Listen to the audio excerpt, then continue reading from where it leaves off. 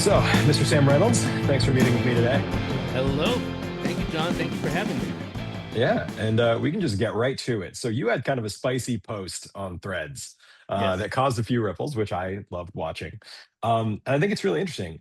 So, rather than have me try to rephrase it, the gist of the post was about the outer planets and what they may or may not mean, or whether they may or may not have rulership. So, can you give me a quick overview of the point you were trying to make? Sure. The point I was trying to make is that, you know, I asked essentially when we talk about planets, outer planets ruling signs, why do people hold on to that? Yeah. What's the logic behind it? And what I've heard over the decades I've asked this question is like more an issue related to resonance, or they'll say something like, well, it works. I've seen it work. Like Pluto as a ruler of Scorpio, I've seen it worked. And there's a certain empiricism there that's not the basis for traditional rulership, nor is it really that empirical. So when they say something like that, I meet them where they are and I say, okay, so if it works for Scorpio, have you tested it to see whether it works or doesn't work for Taurus or Aquarius or any other sign? Mhm. And usually the answer is no, because they're satisfied with it working for Scorpio. Now, that's not the scientific method. That's not empiricism. That's just like Right. you kind of like going along with what someone else has found as the research, like, oh yeah, Pluto is connected to Scorpio, and not, having it founded on a logic. Now, the traditional model was not founded on any aspect of empiricism. It is the geometry Mhm. of speed. It's called the Mhm. Thema Mundi, and you start from having the moon aligned with Cancer and the sun aligned with Leo, and then you flank it out all the way around from the Right. next fastest moving body, which is Mercury, flanking the moon from Gemini and flanking the sun from Virgo, and then Venus will go more toward Taurus on on the moon side, and then the sun side, it's going to go, yeah, it goes all the way around. It's going to be Libra, then Mars Yeah. for Aries, Mars for Scorpio, and then Jupiter for Pisces, and then Jupiter for Sag, and then Saturn is closing the circle from Yep. Capricorn and Aquarius, Opposite the lights. Exactly. opposite the lights. And when I saw that symmetry, because I had long been asking, going back now 30 years, why do these planets rule these signs? And my impression was, oh, astrologers got together, maybe over time and observed that, you know, Mars behaved better in Aries. And so there was this aspect of resonance, or that Venus did better in Libra. None of that happened, to my Right. surprise. That was Hmm. never the foundation or the logic behind it, nor was it classically the model. It wasn't in Mesopotamia or at Babylon where someone was on a ziggurat and looked, Abukonata, I think that, now that Mars has gone into Aries, it is better. Yeah, I think Yeah. so. It never happened. I don't know why I have Right. those accents. I don't know what a Babylonian accent It sounded didn't seem like, wrong. but it just didn't. So none of that is the truth. So when we talk about the outers as rulers, I have been looking for and somewhat found, well, what is the logic behind it? And one aspect of the logic related to empiricism has to be wrong, Hmm. because it hasn't been done empirically. Right. Um, but the other logic that I have found is based on some of the principles of theosophy and this need to kind of keep up with the discovery of modern planets, and there was an attempt to kind of superimpose these new planets to kind of tie in with what theosophists and other astrologers in the 20th century saw as the evolution of humankind. So these new Hmm. planets were thought to be the higher octave Yeah. of these Well, they were using rulerships. Vulcan at one point too, right? And we can Yeah, talk about that Vulcan. So sometime. the Yeah. idea, so the idea was, one idea was that Uranus was given Aquarius as the higher octave for Aquarius, over Saturn, and then Neptune was given as the higher octave over Pisces.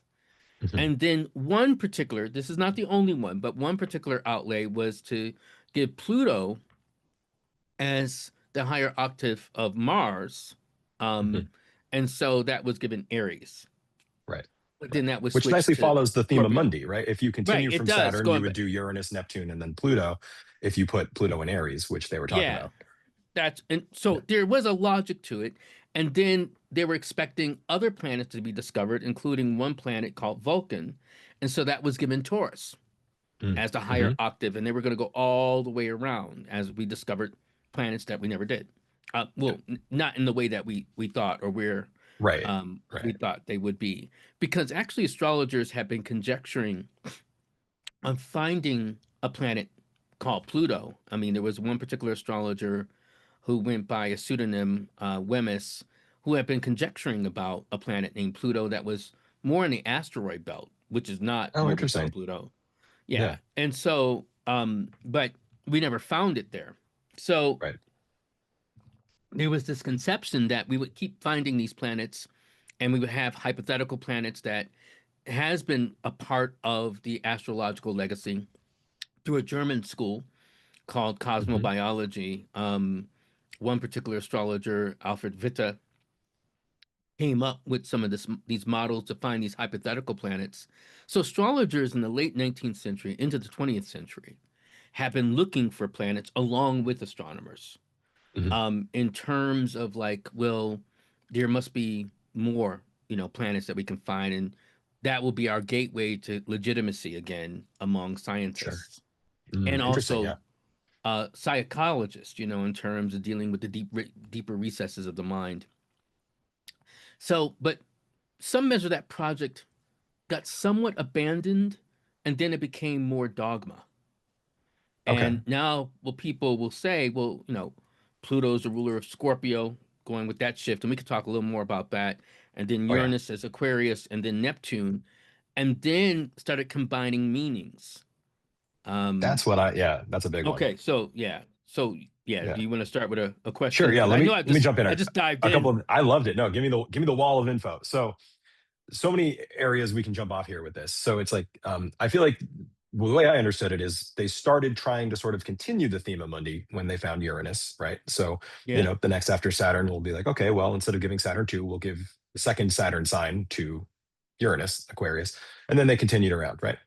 Um, but then when they got to Pluto, they were like, it feels like Scorpio. And so they just stopped doing that, right? So it just sort of felt like, okay, then if you can just do that, then it's sort of arbitrary. We put Uranus with Aquarius too. And, sort of arbitrary, we put Neptune and Pisces. And so, you know, that's one thing I want to talk about, right? Because like if it was arbitrary all along, how do we know what they really mean?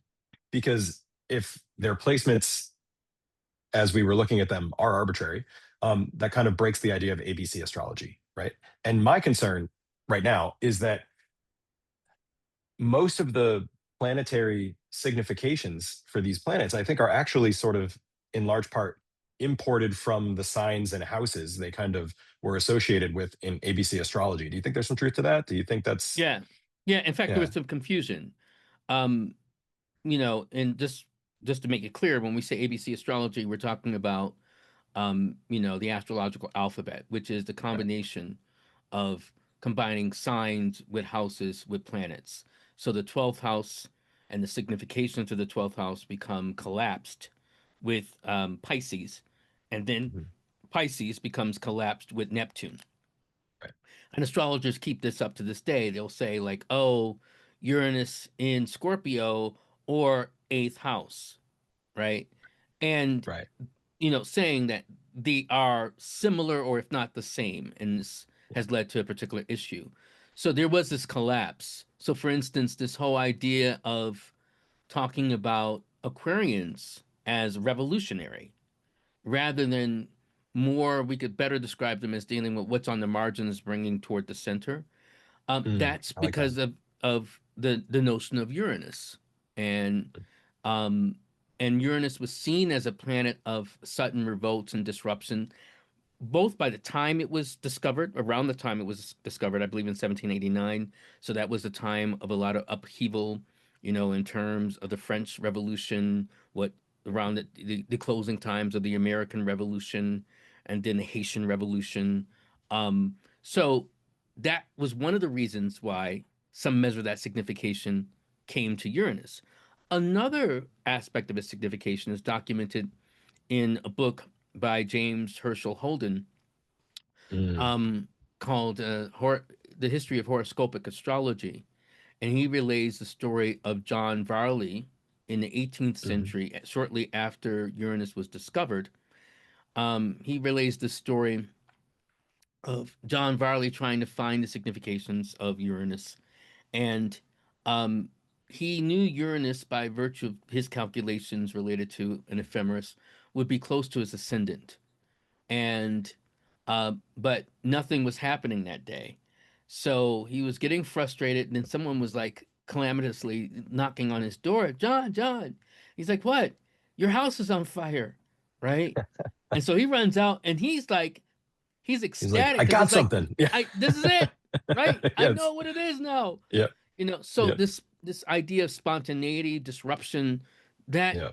comes more into the mix related to Uranus, Right. right? And I think As with Uranus, sorry, finish your thought. Yeah. No, I was just gonna say that is part of this amalgam of different significations Yeah.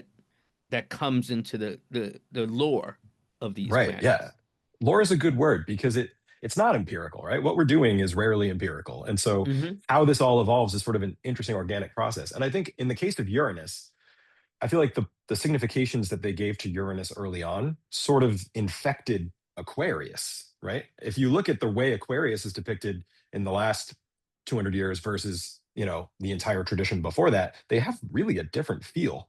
Yeah. Um, whereas I think Neptune and Pluto, um, I think a lot of their significations come from their signs, and maybe their house, right? So I Hmm. think it's a little bit of a different process we're seeing, for those planets. You know what I mean? I think Uranus has a sort of different feel in the way that it Well, influenced yeah. Aquarius, whereas I think Pisces influenced Neptune and Pluto and Scorpio influenced Pluto. Do you feel that? Yes, somewhat. I mean, largely, I would say Hmm. 80%, 75% of that is true.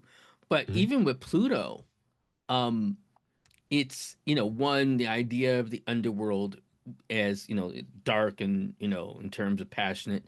But this is why I love talking to older astrologers. I have a coterie of older astrologers I work with, older women. And one of them told me the story, like, from the 20s, around the time that Pluto was discovered, there was a laxative that was out called Pluto water. Oh no. And so Pluto water, kind of went in deep into the bowels and kind of got, It does excuse me, fit. rid of things, right? So some measure of the association of Pluto also came from the pop association in Yeah. relevancy of Pluto water. Right. But see, And that's people, fractally relevant, like symbolically, right? Like it's purgative. And mhm, so is, exact- Dante's underworld, right? So it still works, even if it's a mhm. little bit like, laxative, like, okay. I But don't know if the see, I have a ancients were talking question. about the laxative properties of Mars, maybe they were. But it brings up a question. Mhm. If they had known, and just to be fair to our forebears from the 20th century, a lot of the Hellenistic and ancient tradition had been lost to them. They were out Right. of touch with it. Had they known, there are two houses of Hades that are associated with the eighth house and then the second house, right? Mhm. So Mhm. the eighth house is where you descend into the underworld, and the second house is when you come out of it. And what's interesting to me is that they gave Pluto only to the eighth house and then thus the eighth sign without its connection to the second house, because Pluto also becomes associated with wealth. And the second house Right. also is a house of resources, Mhm. of wealth, of all these particular things. So if we're going to have the astrological alphabet and then equate, second house with Venus, with Taurus, and then eighth house with Mars, with Scorpio, and, it would have maintained a certain level of consistency. This is why, knowing astrology, I put astrologers somewhat through the ringer. I'm like, yeah, but why'd you only stick with Scorpio? And this is why I do ask very specifically, well, why not Mm, mm, Taurus? mhm. Because it Right. easily could be related to things that are of the earth. Yeah, And I'm not absolutely. advocating for that. I'm not Right. advocating for that, but it's kind of like, Right. well, it's a sensible question. That's why, as a tangent, I'll say this: Yeah. It's, if skeptics actually studied astrology, they would have a lot more to rake us over the coals with. they would. Yes, man. That's exactly. I was thinking that too. It's like They we have to literally be would have, careful. yeah, Right. Right. If we're they're better trying to questions. say there's right that it's real, right? Like it is. I think the justification for a lot of what we do is symbolic, maybe even more than most astrologers even realize. Like the Right, thema mundi is a symbolic thing. The ancients were not necessarily saying that empirically you can measure that Venus is stronger in Libra. It's not that. It was a symbolic reflection of the symmetry of the motion of the spheres and the music of the stars and the the divine geometry of the universe, and that's wonderful. But it's a different kind of thing, right? And so with the outers, because we'd made sort of the shift into psychological astrology a little bit, we're sort of in this weird halfway, and that's one of my complaints about giving them rulerships, because I feel like they kind of just like sort of started and then stopped before it was finished, right? If you're gonna treat them like planets, give them a rulership, give them a masculine and a feminine rulership. Maybe make it a co-rulership, or maybe give them exaltation. If you're gonna give them dignity, give them dignity. But instead, what we did is we sort of just like, I don't know, maybe Aquarius, maybe Scorpio. That's it though. We'll see. So it just felt like a sort of half-baked thought. And so I think you're right. That's a great example of a place where a skeptic could be like, what are you guys doing? Like you're not even following your own right, system here. Yeah. right. Yep. Yep. Yeah, I So let think, me. yeah, go on. I was just gonna say, well, let me ask you: do you think Pluto is at home in Scorpio? No. And okay, so, and we can. That question could mean a few things, right? Do the themes and significations of the planet Pluto have any alignment with the themes and significations of the sign Well, Scorpio? I think we've come to mandate that, and we've come to fit it. That's the Um, concern, right? yeah, we've come to fit it. But I think, you know, the truth is, I don't think we need to give them rulership at all, Mm, to be yeah. clear. I think we Hmm. can treat them as their own thing, like we say with fixed stars. We never say, even though fixed stars are in, or we will associate many of these fixed stars with particular signs, we don't say, like, well, Regulus rules Leo. No, Regulus is Right. in, what we say is the sign of Leo. It's not, Yeah. it's not, it is in the constellation of Leo, but it's technically, if we use the tropical zodiac and the tropical coordinates, it's not there in the same way that we say. Right. Um, Right. but we make accommodation for it. The same way in which we can talk about Chiron without necessarily having to give it some aspects of rulership. We can Right. talk about the Although people try. significations. They try. Yeah. We can talk about the significations, especially as they connect to inner planets or at angles, with a lot more singularity and clarity. But Yeah. this rush to have rulership, I think, comes from the theosophical impulse. One, to have this evolutionary measure, which was very Hmm. important for them. It's like, well, there's a higher octave that's going more toward the spirituality of creating this new race of human beings, which was a concern Hmm. of theirs. And then, as also kind of aligning it to, I think the second thing I could say is aligning it to more what seems scientific by virtue of these discoveries.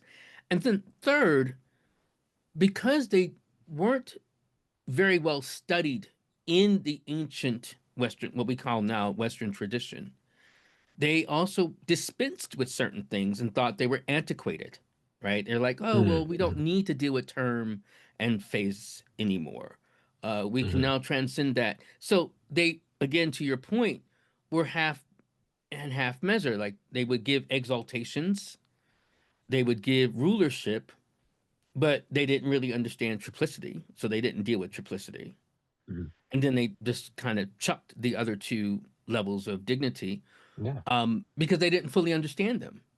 Right. Yeah. I mean, I don't even think they looked at sect very much, So it is interesting to see what has been unearthed, to use a good Pluto Hmm. word, like since then, and how we can sort of look backward and maybe make it all fit.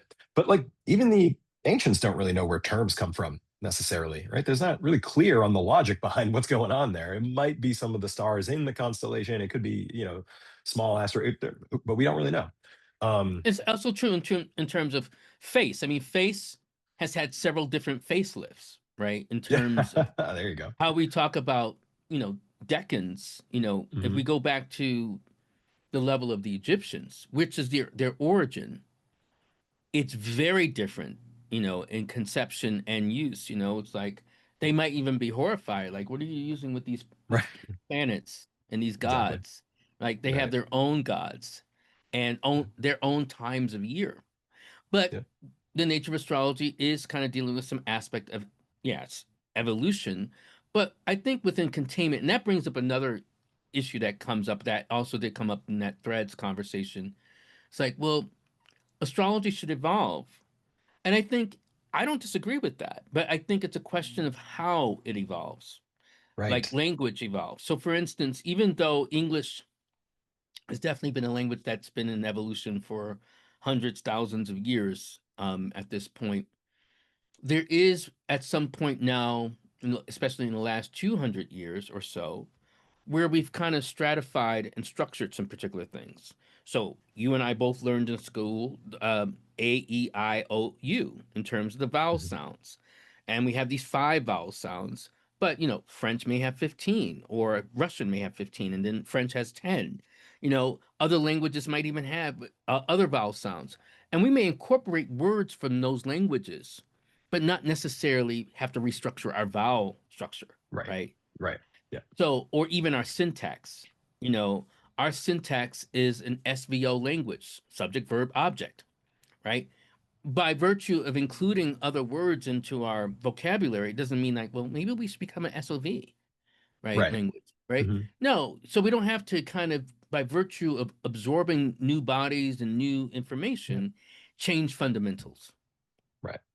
I'm with you, and I think that's a really astute point. And if we are going to do that, if we are going to make changes, I think we need to do it more thoughtfully, right? Just instead of Hmm. being like, I don't know, it just seemed a little arbitrary. So I guess the question I have, let's see. So I am with you, and I agree that let's say there's no dignity for outers, right?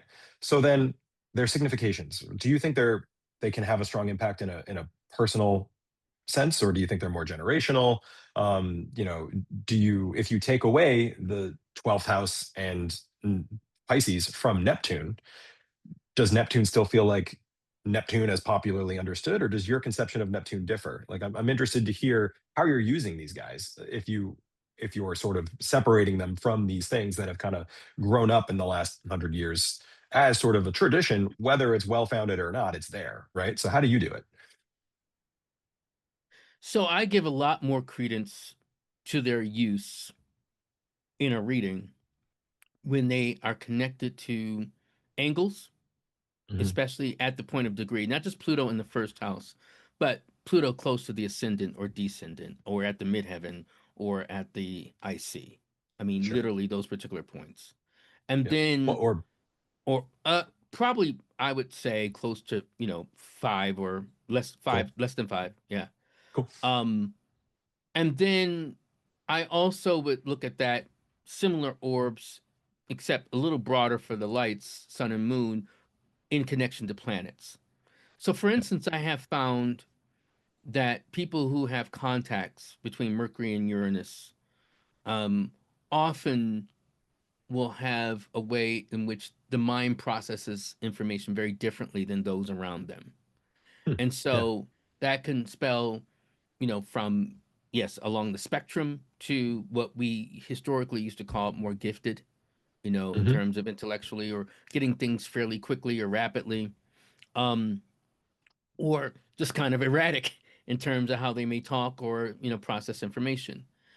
Yeah. And Right. you might say, like, well, isn't that just kind of going by some measure of the association that has come with Uranus? Yes, that's true. I mean, that that but if I find that that has some measure of meaning, okay, I work with it. Doesn't mean then like, oh, well, then Uranus only works that way because I don't know if that always works that way. Right. Because one way in which I have found something different and that required a lot more thoughtfulness was with Pluto and Neptune. And what I mean by that, that comes from also, I think this is something I teach to my students. One, I get them away from focusing just on keywords and ask them to develop a relationship with the planet. Like think Yeah. deeply with it. What's your take on it? And with Pluto, I quickly realized like I couldn't be satisfied with describing it just as an agent or being transformative Right. because Thank you. that was just like in a Kafka-esque kind of way, like I'm gonna become a Right. bug. Yeah. Like what Right. are we Right. That's talking about transformation. Yeah. when you say transformation? I think what my observation of Pluto is that it's cathartic or it is some measure of crisis that conditions almost a chrysalis of experience, something that even desires or deals with some aspect of desire and pain Yeah. that Oh yeah. prompts the transformation. Right. So it's kind of going deep into the burrows of Hades of our own making by virtue of our desire That's right. to kind of go into something else. Because when I started looking at the myths of Pluto myself, I realized something about Pluto, that Pluto, in many ways, the story often involves a desire, someone coming Oh or yeah. dealing with some aspect of desire.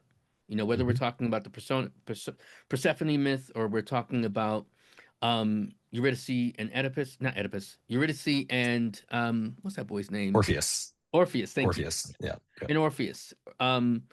So with those key stories, it does deal with the aspect of desire and how we are fulfilling or not fulfilling or feeling stagnant by our desires. So Pluto came alive for me in a different way because it also ties in obsession, or Oh power, yeah. sovereignty, because that is rooted in aspects of understanding or dealing with desire. I love that. Yep. Yep. And so that came from my deeper meditation of Pluto. Neptune, a couple different things happened for me with Neptune. One, I changed her sex Hmm. about Yep. 15 years ago. A lot of people Um, do. Yeah. and I was just like, I think Neptune is more.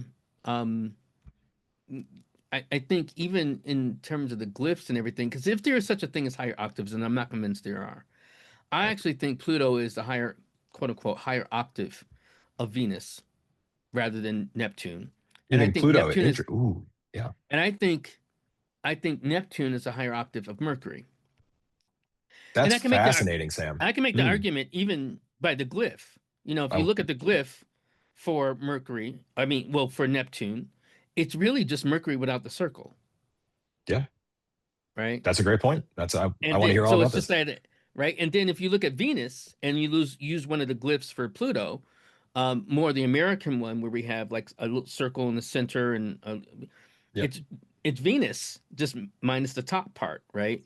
Yeah. Um, so it's and that's not proof of anything. I'm just saying it's just symbolic measure. Right. Right. But But I I think that's think most of what we're doing, so that counts. Keep going. yeah, it does count. Yeah. And I think when we talk about Neptune, because Neptune, even by its discovery, and that's something that wasn't taken into account in it's some measure of its significations. Neptune was missed about 3 times by different mathematicians giving information to astronomers and different countries. So it was England, France, both got information from different mathematicians saying, like, I think there's something Mm. out there. And they were like, I don't think so. It was only when I think the last mathematician, Leverrier, took it to a German astronomical society and they decided to look and they found Neptune. Okay. So it was that was the first planet discovered by mathematics. And so Oh, you're like, that's well, cool. Mm. and what's significant about that? Well, we we higher mathematics is a way by which we coordinate and deal with our world Right. and create our world. Hmm. This is why I also find Neptune very prominent in the charts of programmers, or people drawn toward Fascinating. programming, Yeah. Huh. right? Because they're dealing with liminal spaces of Right. mind Well, and to create the abstractions world. of language, it's because math There is you kind of a go. language, but it's a It is. discovered language. Like the age-old philosophical question: Are we creating math or discovering math? Which one is it, right? And that is sort of a Neptunian. Yeah, that's an interesting take. I hadn't put that all together. Yeah, and I think, you know, when we start thinking about it that way, rather than it's delusion and then it's, it's all these different things or just spirit. Like I Yep. have found Neptune prominent in the charts of people who are into sales. Like, wow, Mm. Oh and that yeah. puzzled me for a while because I'm like, how did that come to be?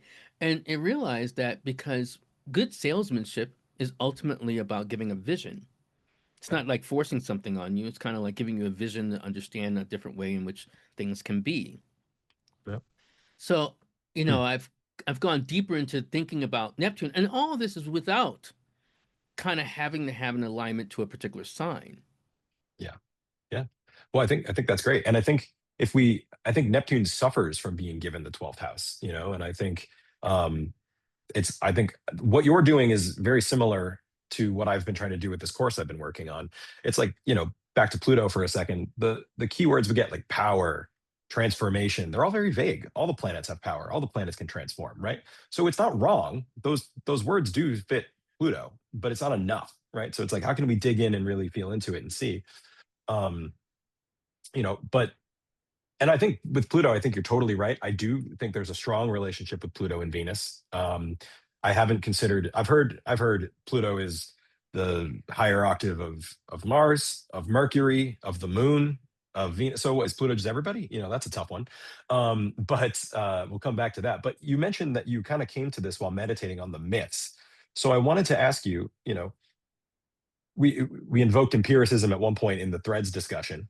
Um, but like we said, that's also not really what we're doing. So, how much does myth play a role in your relationship to the planet's outers specifically? And do you think synchronicity of naming plays a role in addition to Hmm. just what's going on when they're discovered? Like, I'd just like to hear your thoughts on that. Yeah, that's a big mystery in terms of synchronicity, because I think about that often, especially in the Foucaultian sense, our relationship with astronomers. Mm. How much control do we have related to our discipline with the naming of things? An example is that Richard Tarnas, author of Cosmos and Psyche, has long felt that Uranus has been misnamed, I was going to um, get into this. Yeah. Yep. and that it would be better for it to have been named Prometheus. And I think that's a good argument, actually. Yeah, the book is good. He makes a good argument. I think I have my things, and I think we'll talk about them. But yes, Okay, continue. Yeah, I think it's a good and fair argument, um, for it to be Prometheus, and but it's named Uranus, and Uranus mythologically is really not like what we associate with the planet. Uranus was an asshole, right? yeah, yeah. And there was nothing really revolutionary about him. There was a lot that was revolting about him, but not Nice. that Yeah, much that is revolutionary. it's true. So it's interesting that we have this big idea about him, but it's like, it doesn't line up. Now sometimes it does line up in some interesting ways, and sometimes it doesn't. But we could, one thing to realize, astronomers are going naming things, like when we discovered Sedna and Quaoar and Makemake Eris. and Eris, right? Yep. Yeah, a And lot we of kind of bummer planets lately. Have you noticed that? Like, right, yeah, and we run with it though. It's like, yeah. yes, this is the significations of Eris and blah blah blah, and it's fascinating. And this is why I say, because I came, just for your listeners, I came to astrology as a skeptic. Okay. Spending 10 years um, kicking at it. Like, does this work? What is this? Like, how did? And I was really puzzled more by like, how does it work? Because Mhm. I knew enough about science and enough respect for science. I'm like, it can't be Newtonian. I No. Oh also God, no. Yeah. I disagree with many of my colleagues. I do not think it's quantum physics either. Um, That's a cop and out. right, and the principles of quantum physics. I think that I'm like, no, that doesn't make sense either. I mean, I've studied some quantum physics, nowhere near being a quantum physicist, but I'm like, that doesn't make sense. And we can Right. get into that another time. Yeah. Yeah. But what I've come to think about, my skeptical mind still kicks off every now and again, not so much about astrology, maybe astrologers, including myself. But I think some of the things we say, it's kind of like, okay, let me get this straight. This astronomer, I'll pin it on Michael Brown. Michael Brown is the astrologer who's responsible for demoting Pluto. Oh Um, yeah. so I'll put it on Michael Brown, even though he seems like a very nice guy. He's very apologetic. He's very cool, but Yeah. but I'll put it on, like, let's say for the sake of argument, it didn't happen, but he named it Eris, right? Because he's just like, well, we're going with the Greek goddesses symbology and story. And astrologers start going like, yeah, well, Eris, we can track it. We have an ephemeris and an Eris, and it brings up, a like I said, Foucaultian question, like, so basically, this dude from a different profession, speaking of power, named it, and then you follow along with its significations, Yeah. and that's what it means. No observation. Doesn't that undercut the nature of what you say your profession is, right? But Based that's on it, right? It at least implies that we give synchronous naming much more power than I think we do, right? The same thing with this phenomenon with the asteroids, right? So the asteroids, they're kind of interesting, but uh, never ending, right? Never ending. And hmm we have no way to name them. And so, yeah, to the credit of astronomers, a lot of them do sort of have names that are at least a wink or a nod to a symbolic, reasoning. So that's something. Um, but like, where does it end, right? And the skeptic that lives in me, because I've got one too, and he's loud. Um, it's like we inherited the tradition of sun, moon, Mars, Mercury, Venus, Jupiter, Saturn. Those names are lost to history and evolved through cultures, and right, so they're in a special category. But like, I could go out and shake the hand of the guy who named Eris, like, so that doesn't have the same feel. So do I just trust that the synchronicity is doing what it needs to do? Plus, back in the day when the original planets were named, astrologers and astronomers were the same dudes. So it wasn't sort of this weird, like you keep saying, Foucaultian dynamic where it's one then the other that we just sort of have to run with. Um, but I think it forces us to reflect on our own metaphysics, right? Is it the synchronous naming? Is it the mythology that gives us the power? hmm Is it empirical? I don't think. I think that's maybe the weakest of the three legs of this It stool is, that we're yes. building. Um, so then we have to look at ourselves and be like, well, what are we doing exactly? And then that brings us back in to the outer planets. What are we doing here? Real quick before I lose the thread, is there anything you want to say before I bring up? No, no. Okay. hmm um Uranus, right? Yeah. So I Uranus is part of the itchiness I get from the system generally, right? I don't think Uranus fit that well in Aquarius. I think that he was put there simply because of the thema mundi, and then they retconned it, right? They forced it to fit in a few ways, and then Uranus significations from when he was discovered, the revolution stuff, was put into um, uh, you know, Aquarius. So that's quite interesting and has had a major impact on astrology because now any book on Aquarius is touched by Uranus, whether we, hmm want it to be or not. And that's fine. That's interesting. It has happened. We have to accept it as part of the tradition. Because at no point, I think, was there a council of astrologers setting down the rules. They did sort of evolve. Um, so we sort of have to take that co-creation and run with it. But we could go off on a tangent. I could talk about the ways in which, yes, Uranus has some Promethean things, but I mean, the myth of Uranus, the first revolution is when Saturn chops him, right? So, I mean, revolution is baked into that story, but I look at it almost like a Platonic image of heaven, right? This Platonic ideal, this uncompromising, when Uranus and Gaia first have children, they have the Cyclopses, right? The Cyclopes. And he's like, that's not what I wanted. And he shoves them back in. And then they have the hundred-handed monsters, and he goes, that's not what I wanted. And he shoves them back in. And I think there is an uncompromising, relentless, visionary aspect of the planet Uranus that you can pretty well come back to all this. And to go with Prometheus, Tarnis's book is good. It's right. But I also think most of the examples he uses seem to have a strong Pluto as well. And I think Promethean is both a Uranian figure, yes, but also, the biggest part of Prometheus's story is not revolution, it's sacrifice. right? I think sacrifice That's is the true. core Promethean theme. And I think if I had to give sacrifice primarily to one planet, it would probably be Pluto.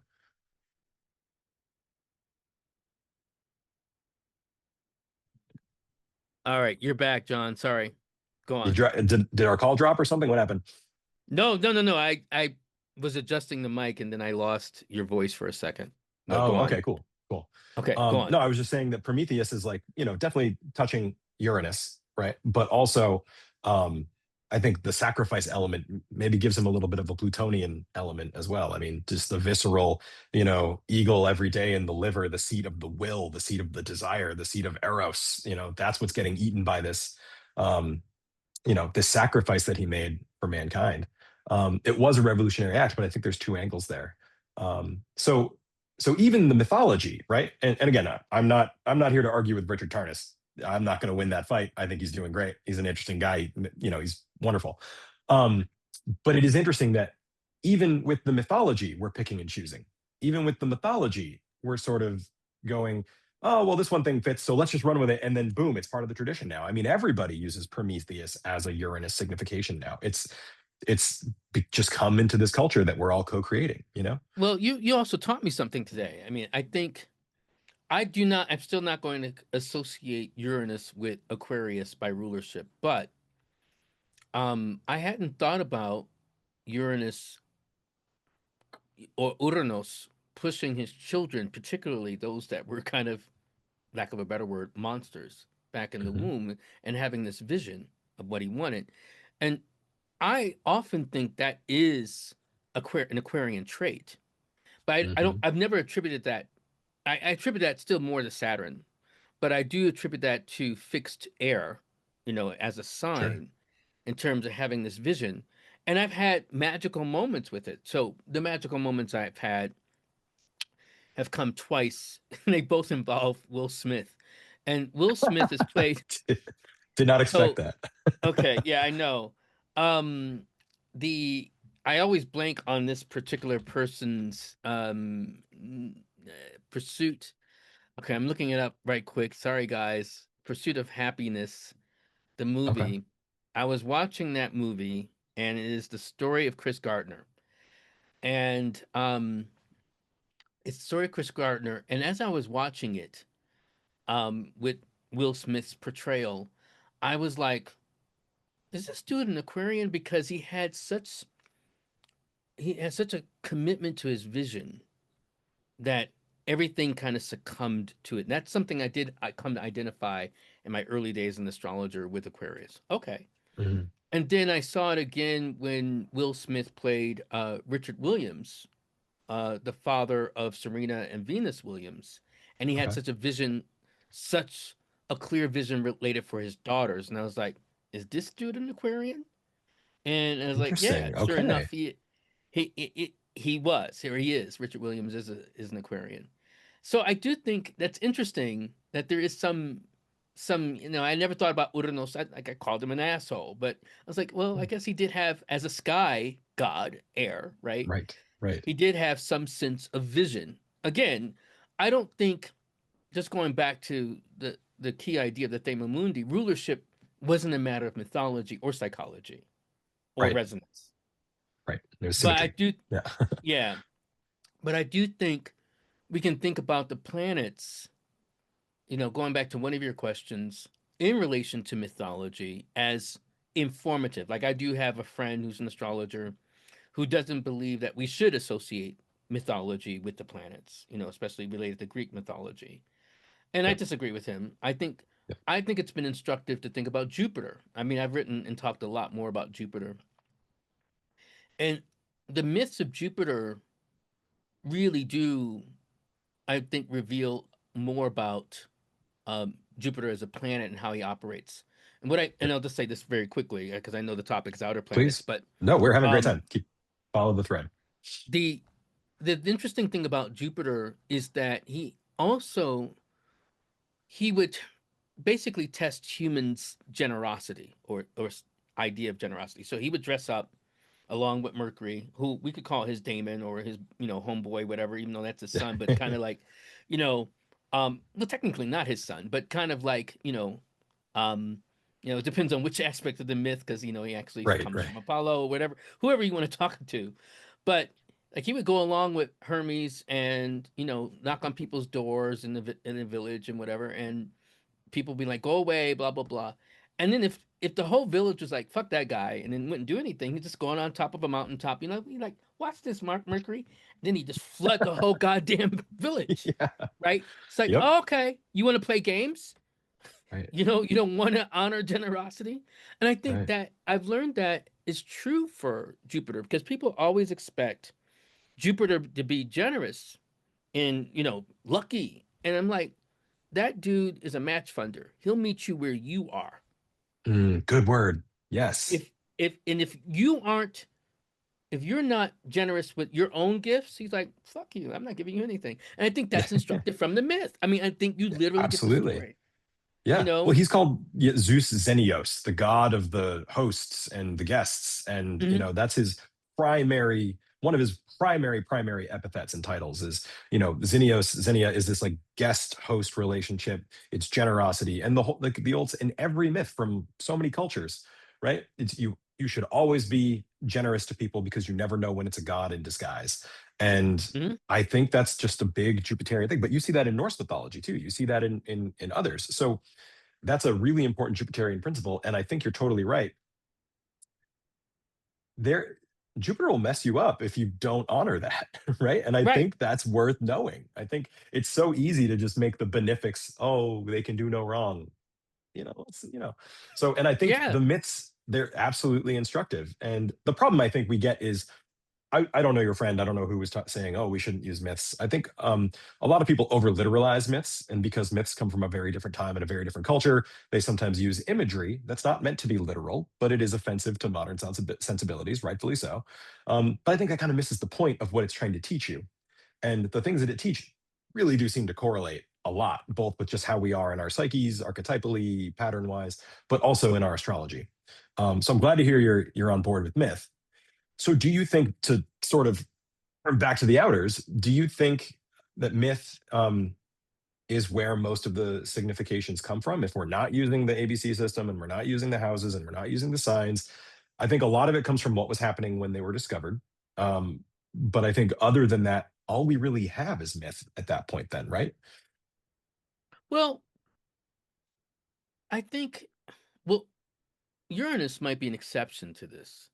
Okay. And I think that's because there was a delayed a sensibility with Uranus, because Uranus, like we discussed, other than you did bring in more different feature, but Uranus as sky god um, does match some sensibility of Uranus, but not as much as, like I said, revolutionary, Sutton, all these different things. Other than, yes, he had control over lightning, right, and the Mhm. power to kind of deal with the shock value related to things, Mhm. thunder and lightning. So some dimension of it seeps into Uranus, but the delay I mean is that I think Uranus went without a name for 50 or 100 years, because initially What? when William Herschel and his sister discovered Uranus, he decided to call it Georgium Sidus, because Oh, right. King George was the king, and so he named it after his king. And Sidus is star, so he was like, "This is George's star." And the French and other European countries like, "Fuck that! I'm not calling it that." Yeah. Right? Yeah. We're not doing that. Yeah. And so it didn't have a name other than Herschel star or planet for a long time, Yeah, and then 69 years. It wasn't, 69 it was years. discovered in 1781 and named in 1850. That's 781. I said crazy. 789, but yeah. That's crazy. So it didn't have a name. So they finally settled on that name, going in order, but maybe it wasn't well thought out.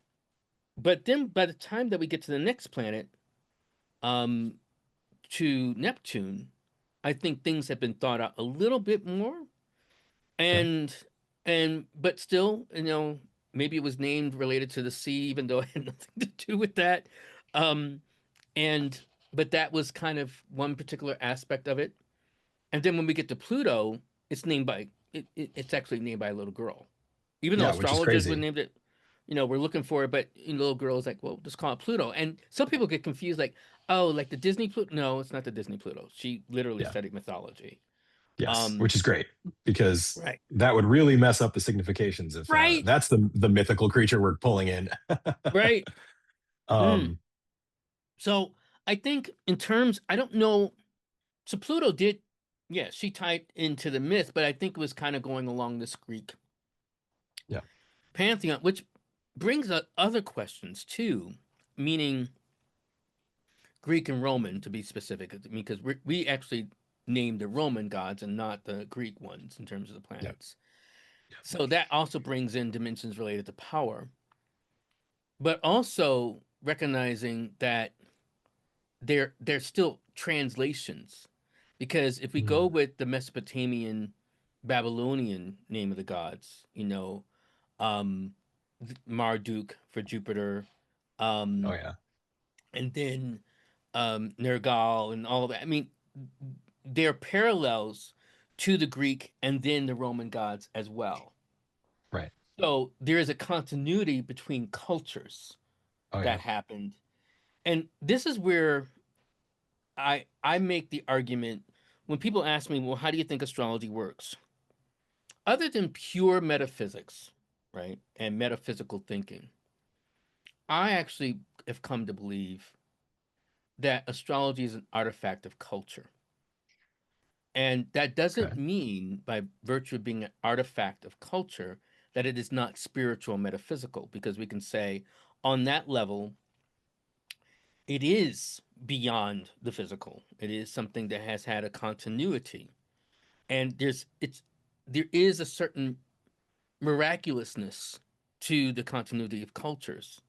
So Hmm. for instance, speaking of time, I had a moment where I was like, did John change his clocks? Because we're dealing with Oh daylight yeah. saving. But Right. Right. in this era now, everything is digitized and everything changes. You don't have to kind of do your clock, most of your clocks manually. But why I'm mentioning this is that our concept of time, or how we divide time, actually is Babylonian. It comes from the Hmm. sexagesimal system, in terms of 60 minutes and 60 seconds, measures of 60 that we've Yeah. incorporated and now, have like 3,000, 4,000 years later. You're like, okay, what's the significance of that?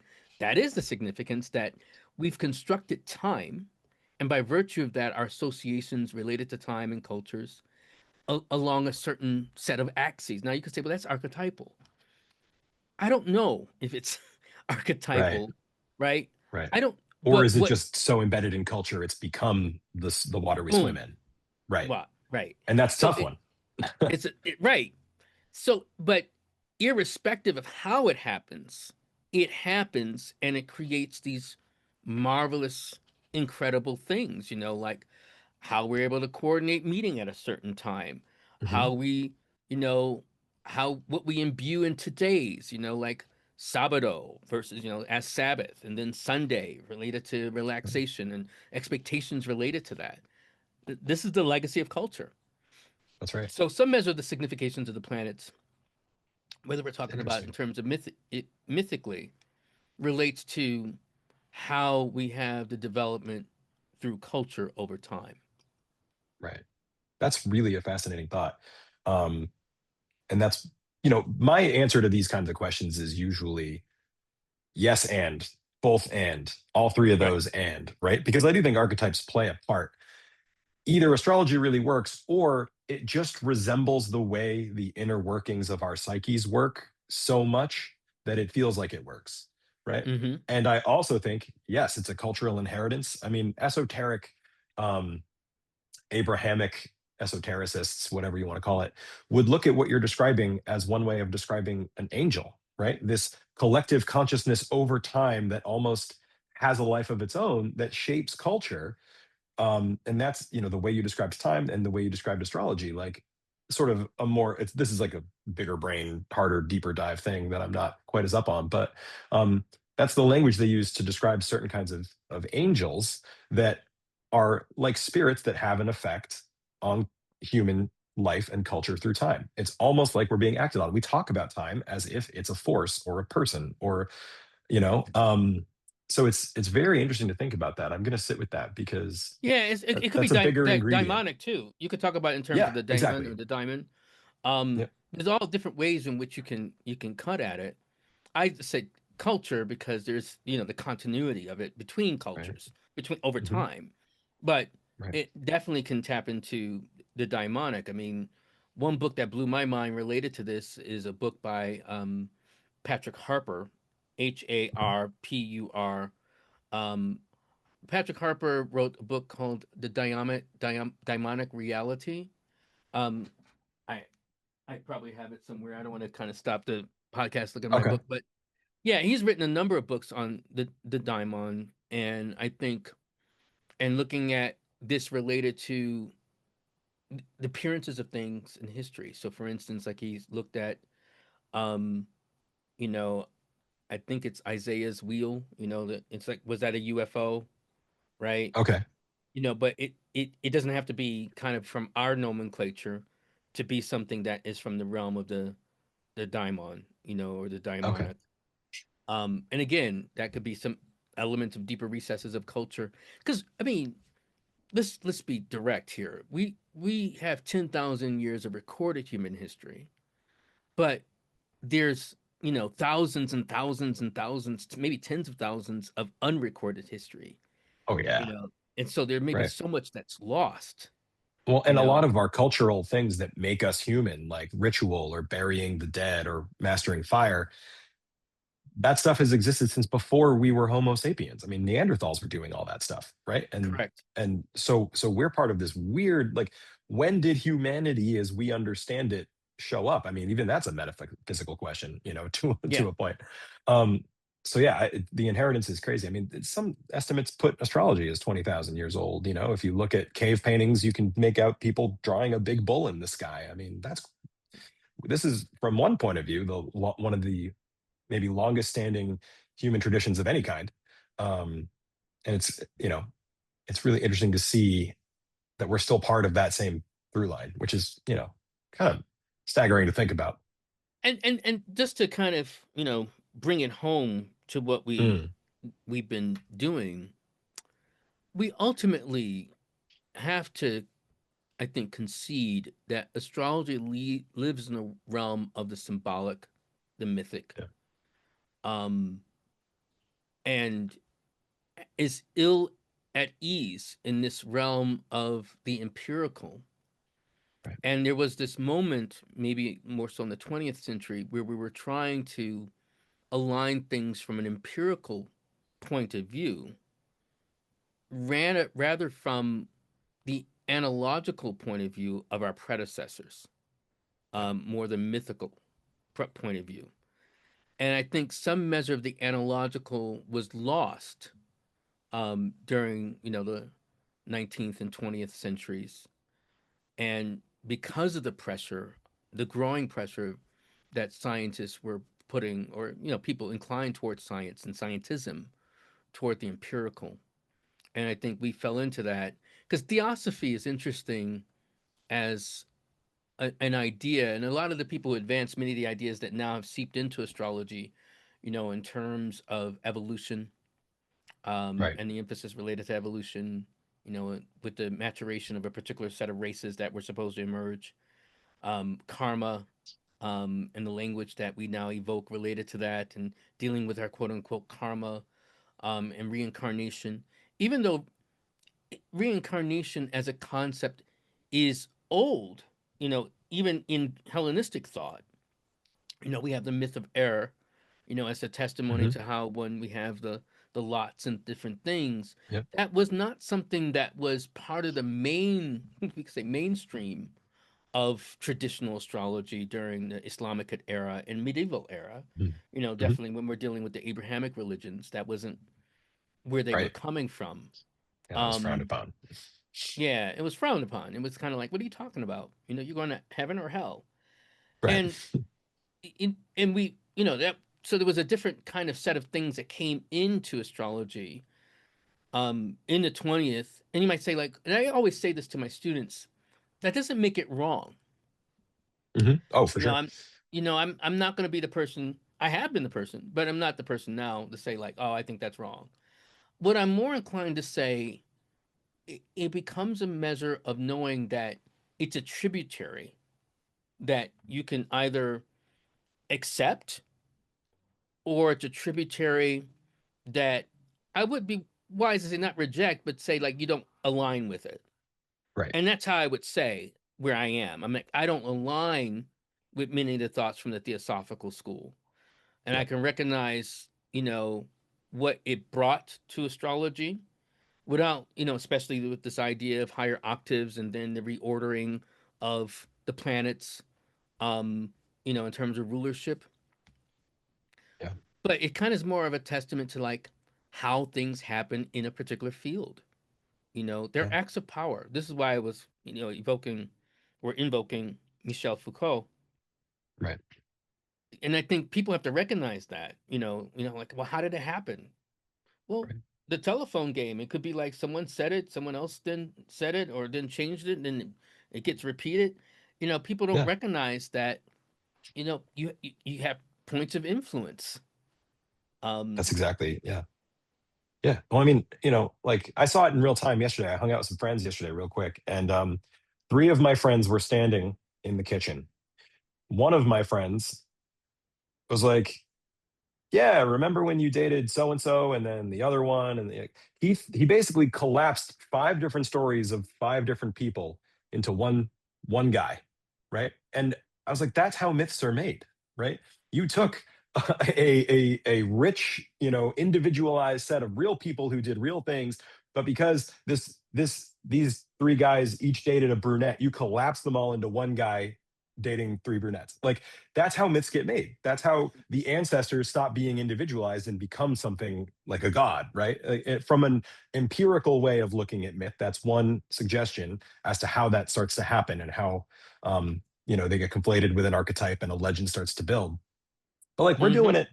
we're doing it with people we know, right? So over the course of 100 years, 1,000 years, 10,000 years, how many times is that happening in how many ways, right? So you know, you have to co-create with what's been given to you, but you also shouldn't take anything, I guess, as gospel, right?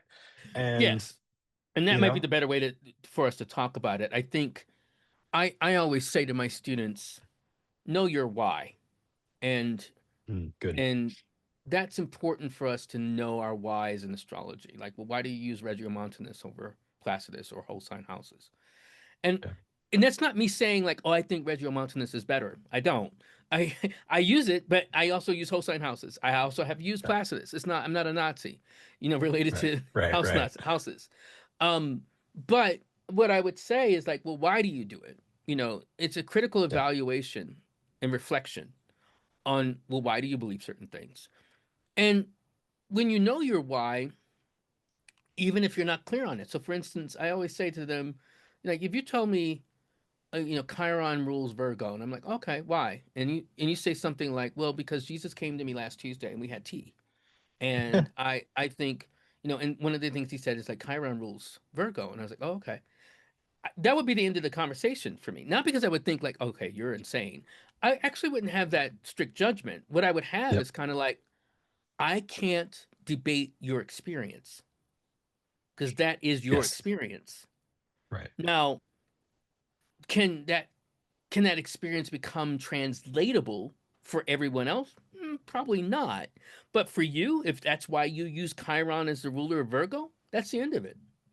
yeah. Well, and I think that's great. We have to allow for like the my astrology and your astrology and everyone else's little mini astrology that they own to be one node in this giant net of this ever evolving river, to mix metaphors, but that's really kind of what's Yeah. happening, right? We all have these little pools that are fed by the mainstream, and then we emphasize certain parts, and but again, we have to accept what is as well. No matter how much I protest, they're not going to rename Uranus, they're not going to, whatever you want to say.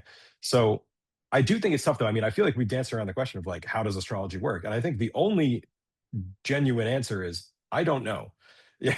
Like, is that, how Well, would you I feel said about that? I think it's an act of culture. I think it does work because we, over millennia, we have negotiated particular meanings. It's like language, right? Yeah.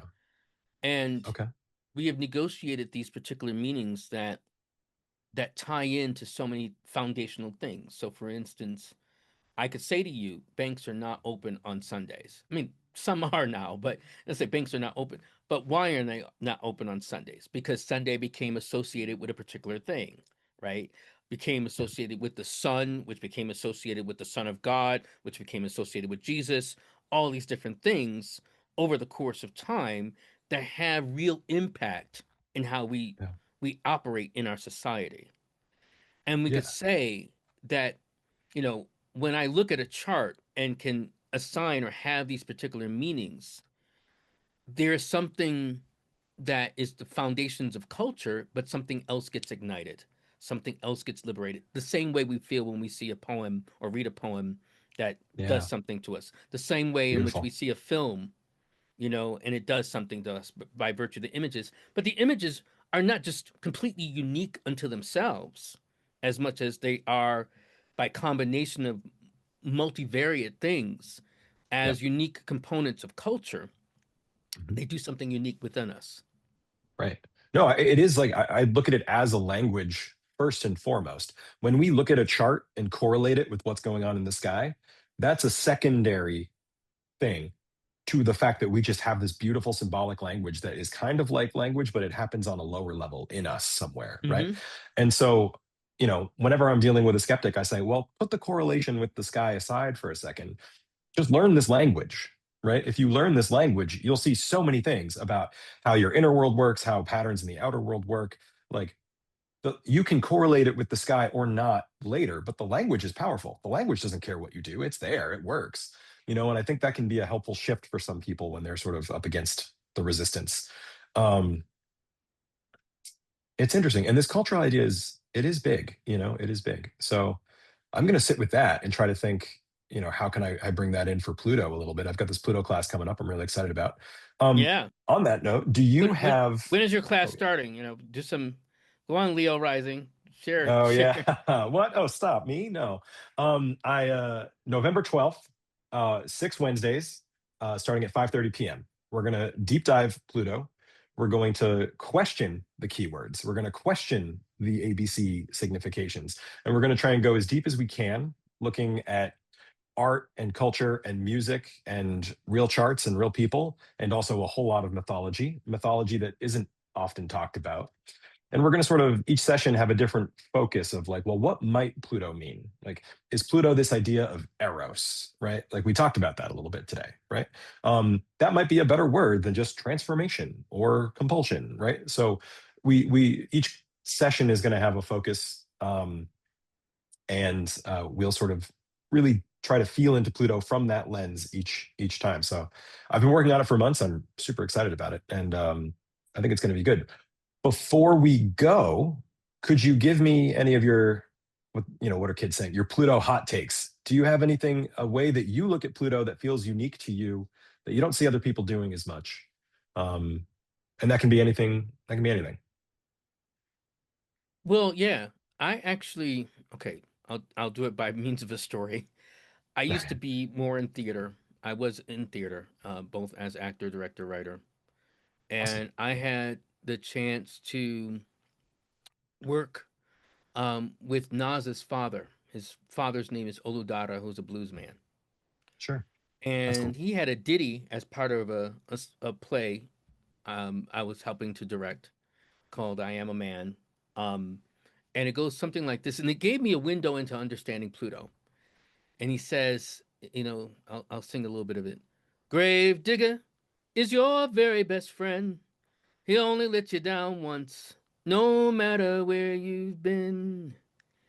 And how that relates to Pluto is, there's some way in which you're allowed, and obviously, yes, it can allude to death, but there's a way in which you have to go into the depths of oneself.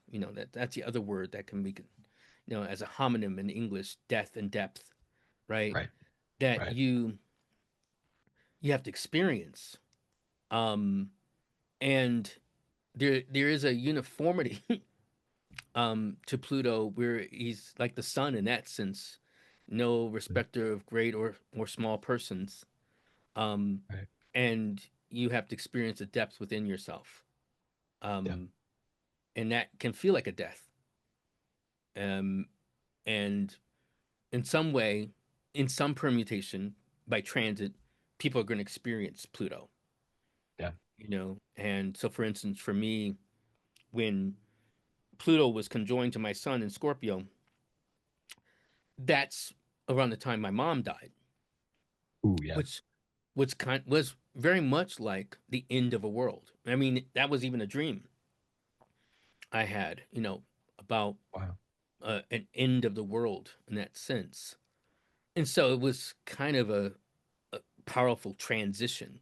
I won't say Yeah, of course. transformation because it came from, like I said, a chrysalis or a crisis that precipitates what becomes like a chrysalis, for a Yeah. butterfly, how we transform.